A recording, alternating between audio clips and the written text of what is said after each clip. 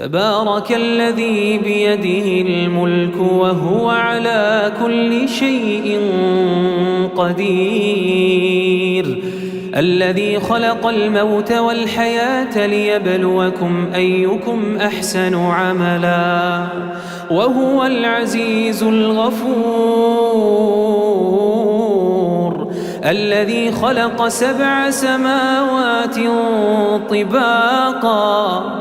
ما ترى في خلق الرحمن من تفاوت فارجع البصر هل ترى من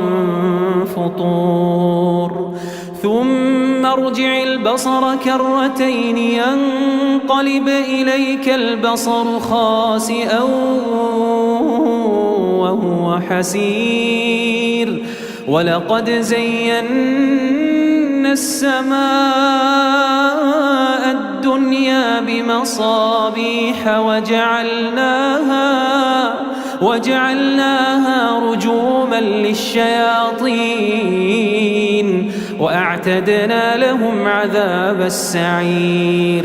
وللذين كفروا بربهم عذاب جهنم وبئس المصير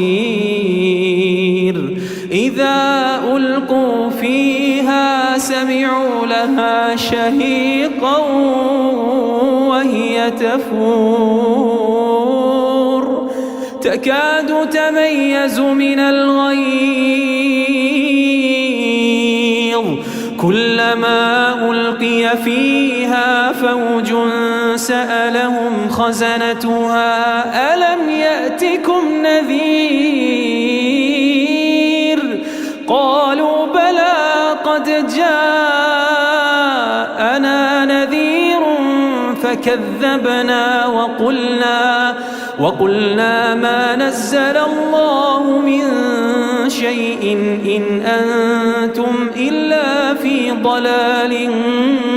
كبير وقالوا لو كنا نسمع أو نعقل ما كنا في أصحاب السعير فاعترفوا بذنبهم فسحقا لأصحاب السعير إن الذين يخشون ربهم بالغيب لهم مغفرة وأجر كبير وأسروا قولكم أو اجهروا به إنه عليم بذات الصدور ألا يعلم من خلق وهو اللطيف الخبير هو الذي جعل لكم الأرض ذلولا فامشوا في مناكبها وكلوا من رزقه وإليه النشور هو الذي جعل لكم الأرض ذلولا فامشوا في مناكبها وكلوا من رزقه وإليه النشور آمنتم من في السماء أن يخسف بكم الأرض فإذا هي تمور أم أمنتم من في السماء أن يرسل عليكم حاصبا فستعلمون كيف نذير ولقد كذب الذين من قبلهم فكيف كان نكير أولم يروا إلى الطير فوقهم صافات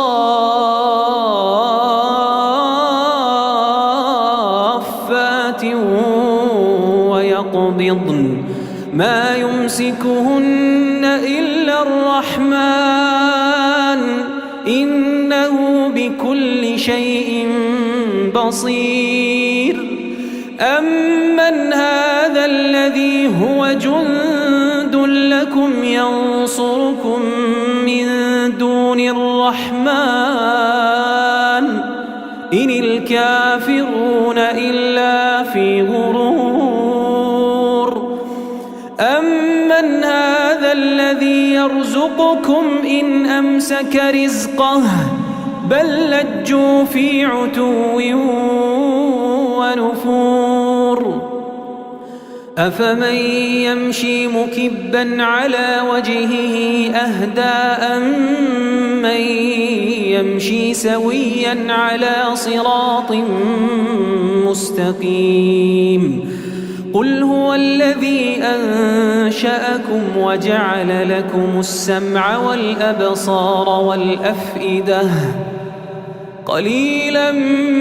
ما تشكرون قليلا ما تشكرون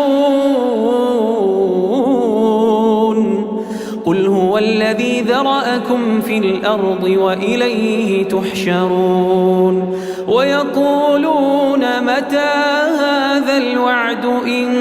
كنتم صادقين